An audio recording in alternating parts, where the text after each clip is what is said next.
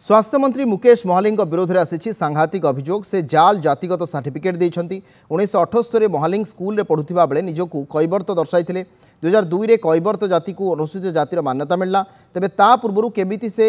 SC certificate देले बोली प्रश्न करिछि बीजेडी आरडीसी को जणाइबा सत्वे से किछि कार्यानुष्ठान नेउनाहांती तांगु मुख्यमंत्री मंत्री परिषद रु तुरंत बहिष्कार करंतु बोली दाबी करिसंती बीजेडी रो विधायक प्रदीप दिशारी।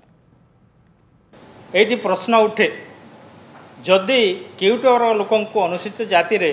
2002 मसीह सामिल करागला ताले श्री मोहाली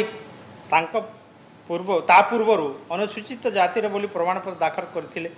एतिरु स्पष्ट होछि जे श्री मोहाली मिछ जाति प्रमाणपत्र दाखल करी सरकारी चाकरी करथिले। श्री मोहाली विरोध में आरडीसी निकट अभियोग हेबा परे यार तदंत करी रिपोर्ट दाखल पाई विभागीय अधिकारी को निर्देश दिए विभागीय अधिकारी रिपोर्ट दाखल करी सारी सुधा राज्य सरकार चापरे आरडीसी कार्यानुष्ठान होना तेणु जड़े मिथ्या जातिगत प्रमाणपत्र दे सरकारी चाकरी हासिल करिथिबा श्री मोहाली को तुरंत मंत्रिमंडल इस्तीफा दियंतु अथवा मुख्यमंत्री तांको तुरंत मंत्रिमंडल बहिष्कार करंतु बोली आमे बिजु जनता दल दाबी करूँ।